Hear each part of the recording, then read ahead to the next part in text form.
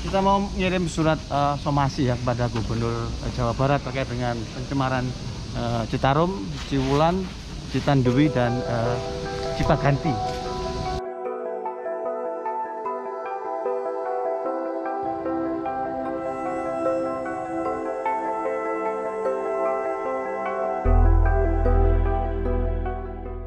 Ini adalah perjalanan mengunjungi sungai-sungai di Nusantara, di mana terdapat 68 sungai strategis nasional kewenangan pemerintah pusat menjadi tujuan perjalanan kami.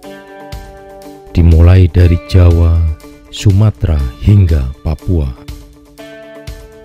Perjalanan ini adalah kolaborasi peneliti, jurnalis, dan komunitas untuk memeriksa kesehatan sungai Nusantara, mendokumentasikan aktivitas, konflik hak atas air, inisiatif masyarakat menjaga sungai, dan nasib sungai di Indonesia, menyampaikan data ke masyarakat karena kurangnya akses informasi terhadap sungai.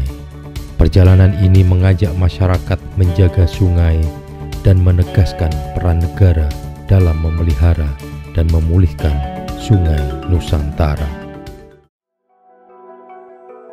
Sebelum menyeberangi ke pelabuhan Bakahuni untuk menuju Pulau Sumatera, dari Jakarta kami menuju Serang, Banten untuk bertemu dengan Sudirman Asun. Asun merupakan aktivis di Ciliwung Institute yang saat ini sedang berada di Serang, Banten untuk mengembangkan budidaya madu. Bersama Asun, kami kemudian bertemu dengan Iqbal Riyadi, pemuda desa Lontar, Kecamatan Tirta Yasa. Dari sini, Iqbal kemudian mengajak kami menuju Sungai Peng. Lokasinya berada di dekat pemukiman warga. Yang kamu cerita Sungai Peng itu mana? Ya ini. Oh ini Sungai Peng. Coba jalan-jalan. Sepanjang kami menyusuri sungai, terlihat timbunan sampah menutup aliran sungai, sehingga sungai tidak dapat mengalir ke muara. Dan ini adalah kondisi saat musim kemarau, di mana air menyusut sehingga sampah tertahan di badan sungai. Kalau dulu ini sungainya dimanfaatkan untuk apa, Sungai Peng ini? Salah satunya untuk tambak. Kita lihat di sini, di sana itu ada beberapa hektar tambak. Sumber airnya memang ngambil dari sini, yang muaranya langsung ke laut kan. Sekarang ini udah nggak bisa ya dimanfaatkan ini ya? Nggak bisa. Dan ketika musim penghujan, sampah-sampah ini akan masuk ke lautan melalui muara sungai dan terfragmentasi serta pecah menjadi mikroplastik. Ini sungai ini. Ini sungai. Aduh, sungainya hilang. Saluran buat mereka bisa kemewahan, kapal bisa masuk sampai ke kampung. Sekarang udah harus tahu di pantai. Comberan ya, bukan sungai ya. Buat sampah.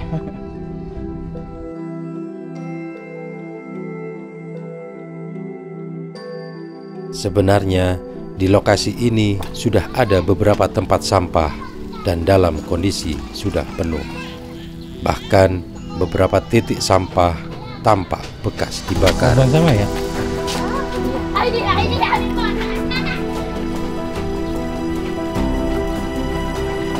Setiap hari memang buang sampahnya di sini nih ya?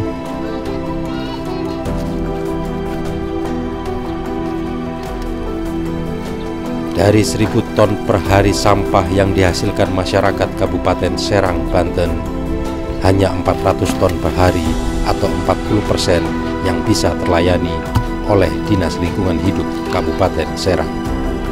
60% sampah yang tidak terlayani akan berakhir dibakar, dibuang di pinggir jalan dan sungai seperti di Kalipeng ini.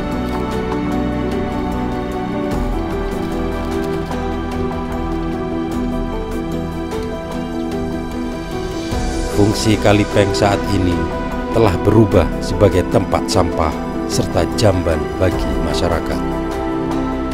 untuk berjalan menuju ke sini, kami harus waspada dengan ranjau darat yang ada di mana-mana.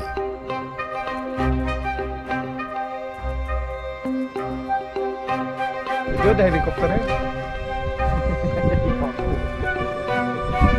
Sepanjang ini ya.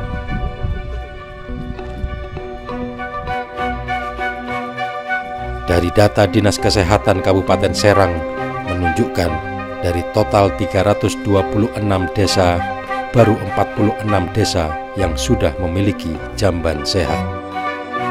Dan 280 desa lainnya tidak memiliki atau mungkin konsep jambannya yang berbeda seperti ini. Desa Lontar, Kecamatan Tirtayasa merupakan desa yang terletak di pesisir Serang, Banten, yang sebagian besar masyarakatnya bekerja sebagai nelayan pesisir. Tentang sampah, kami pun dapat informasi tambahan dari Pak RT. Sampahnya itu mau diangkat katanya. Iya, sampai semua. Harus dibikin solusi buat warga tempat sampah pengangkutannya. Iya, Kalau udah dibangun, cara pembuangan sampah kayak macam begitu kayak penuh lagi bentaran. Iya. Kalau dibikin bak sampah ya kayak gitu ya. Paling setengah bulan juga udah penuh lagi. Iya, artinya kan harus ada pengangkutan buat keluar. Masalahnya di kita di kabupaten ini belum menyediakan, Bang. Oh. Tempat pembuangan sampahnya itu belum menyediakan. Ngebuangnya di mana gitu tuh, habis dinaikin ke armada itu. Emang belum ada di sana? Belum ada. Namanya bohong. Kalau tempat sampah pembuangan impor mah dari luar negeri ada. di sana tuh samping Indah Kiat itu di belakangnya. Ya kalau bikin bak gitu kan sama juga bohong, Teh. Iya bohong, nggak bikin bak mak. Ya sama aja sih, maksudnya di situ-situ juga kalau nggak ada Iya. sistem bagaimana sampah itu dibawa keluar gitu. Pak RT, kalau dulu Pak RT, bisa cerita Pak RT, Kalipeng itu dimanfaatkan orang sini tuh untuk apa Pak RT? Kalau dulu itu ya manfaat itu banyak Pak, bisa menghidupi masyarakat itu. Ikan mah banyak, udang banyak, orang empang itu semua jalan, tambak-tambak itu dulu mah banyak manfaatnya lah. Apa Pak itu namanya? Kalipeng? Iya Kalipeng. Apa itu dari apa? Kenapa namanya Kalipeng? Saya juga nggak tahu itu. Saya mah cuma tahu dari orang-orang tua aja dulu aja itu. Dan di sini Asun juga mencoba mencari jejak leluhurnya dari nama Kalipeng. Katanya itu dari nama itu orang Cina yang di sini. Kayaknya, Hah? kayaknya begitu. Dulu banyak kan orang Cina sih. Banyak Cina. Bukan hanya sampah dan BAB sembarangan mengumpul di Kalipeng. Pada tahun 2004 sampai 2016, wilayah pesisir Serang terjadi penambangan pasir laut yang disedot secara besar-besaran yang ditolak oleh masyarakat. Bahkan ada warga yang tertembak. Iqbal menjelaskan ke kami bahwa dampak penambangan pasir saat ini dirasakan oleh nelayan. Di pantainya itu yang ada tiang berdiri itu, Bang. Itu ke sana sedikit. Tangkapan ikan sudah jauh berkurang, serta terjadi abrasi di pesisir pantai Serang.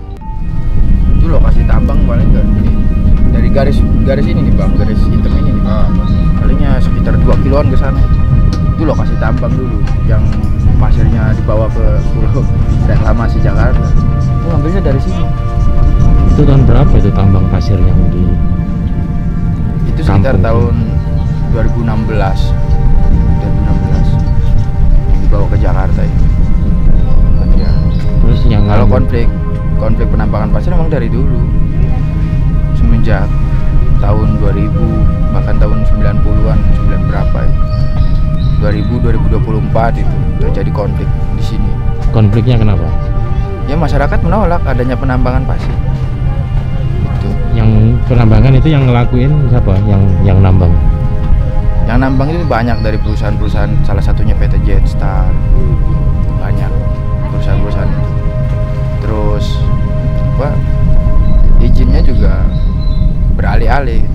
Ada yang ini nggak sempat sempat ditangkep atau dikriminalisasi nggak? Oh, banyak. Salah satunya ya masyarakat pernah mengusir kapal tambang pasir di sana. Jadi dikorbankan, masyarakat itu ditembak. Ada yang ditembak pas kepalanya ini. Terus Pak Mustaya itu ditembak pas pahanya oleh polisi air, oleh oknum polisi air. Ditembak itu pas waktu ngapain masyarakat? Nah, itu protes masyarakat karena ngelihat penambangan, karena ngelihat lautnya ditambang. Nah, pada saat itu kan penambangan pasir kalau nggak salah harus diberhentikan sementara terlebih dahulu. Pada saat itu. Nah, ketika dilihat lagi ya ternyata ada penambangan pasir. Jadi masyarakat protes gitu. Diusirlah akhirnya si kapal pengeruk pasir itu. Akhirnya ada beberapa oknum aparat kan datang ke sini. Akhirnya ya mengorbankan masyarakat itu. Nah, setelah itu kan masyarakat kan melampiaskan kemarahannya lagi. Karena di meja pengadilan nggak ada ujungnya gitu. Oh, sempat menggugat masyarakat? Sempat menggugat terkait hal itu. Nggak ada ujungnya di meja pengadilan. Akhirnya masyarakat ya melampiaskan kemarahannya juga. Kapal waktu itu kan dilemparin pakai batu. Nah, akhirnya besoknya itu ada aparat banyak, itu berapa kompi tuh ya datang ke sini ke desa ini. Ya, jadi dia punya data-datanya, yang punya perahu yang namanya ini siapa yang punya gitu, perahu yang namanya ini siapa yang punya, itu ya yang punya perahu yang ikut aksi pengusiran kapal penambangan pasir itu yang ditangkap, yang milik, yang punya perahunya itu. Ini masyarakat sempat ada yang ditahan waktu itu? Sempat ada yang ditahan 3 orang kalau nggak salah, yang lain banyak yang kabur itu. Banyak yang kabur. Terus kalau dampaknya dari pengerukan pasir tahun 2016 itu yang dirasakan masyarakat saat ini tuh apa ya? Itu banyak, salah satunya abrasi. Kita nanti lebih jelasnya dilihat dari sana tuh, abrasinya kelihatan jelas banget. Terus yang kedua, penghasilan. Dari segi penghasilan nelayan tuh dulu musim udang itu bertahan sampai sekitar 6 bulan dalam 1 tahun itu. Dimulai sekitar Januari, itu Juni itu udah akhir musim udang. Nah, habis itu nelayan melaut lagi seperti biasa, menangkap ikan. Karena udang itu kalau orang petani mah itu waktu panen rayanya gitu. Panen rayanya nelayan tuh kalau musim udang itu panen raya itu. Dari segi harga juga mahal udang. Nah, sekarang itu musim udang itu 1 bulan aja belum tentu itu jadi. Dan termasuk ikan-ikannya juga. Dan lokasi zona tambangnya waktu penambangan pasir itu lokasi zona tambangnya itu zona tangkap nelayan. Lokasinya ini nggak jauh dari sini. Jadi kalau sekarang nelayan nangkap ikan dan udangnya itu dia harus pergi lebih jauh dari lokasi yang sebelumnya atau gimana? Biasanya nelayan itu ngambil udang kalau musim udang tuh biasanya di sana tuh, nggak jauh dari sini, Pulau Mujan ya. Kalau sekarang itu bisa sampai ke sana, Pulau Laki, itu Kepulauan Seribu, ngambil udangnya. Ya perjalanan sekitar 5 jam lah dari sini ke sana, lewat jalur darat, lewat jalur laut. Jadi biaya bensinnya atau solarnya itu juga tambah juga ya, tambah akhirnya juga. Ya. Iya. Gitu.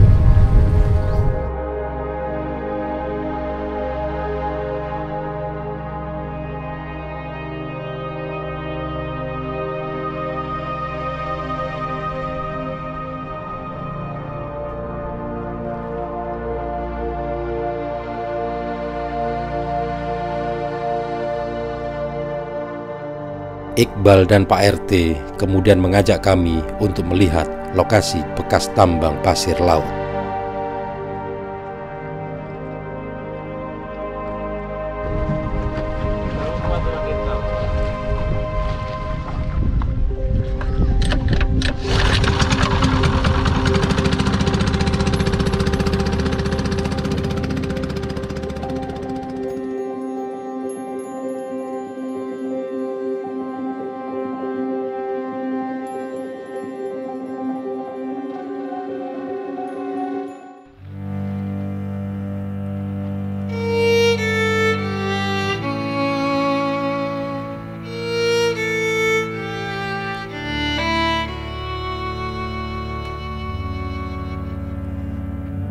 Pasir dari sini digunakan untuk reklamasi Teluk Jakarta yang saat ini dihentikan.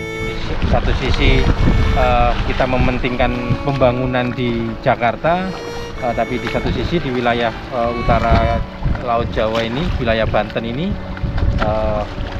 pantai kita dikorbankan ya kan ya. Jadi laut kita dikorbankan untuk memenuhi pembangunan di Jakarta. Ini yang kalau saya mengatakan itu tidak ada keseimbangan ya. Gitu Pak Asun. Oke. Dari penambangan pasir dan hilangnya fungsi sungai karena buruknya penanganan sampah menunjukkan bahwa persoalan lingkungan di Kabupaten Serang belum menjadi perhatian yang serius oleh pemerintah. Hak atas lingkungan yang sehat bagi semua warga negara yang harusnya dijamin oleh negara masih jauh dari harapan masyarakat. Dan sungai yang harusnya nihil dari sampah sesuai baku mutu PP nomor 22 tahun 2021 tentang penyelenggaraan lingkungan hidup mungkin tidak berlaku di Kalipeng dan semua sungai di Indonesia. Ini Nek, lihat sampah kayak gini tuh kamu menurutmu ini bagus apa jelek ini? Jelek. Jelek? Nggak suka. Nggak suka. Nggak suka? Yang nggak suka.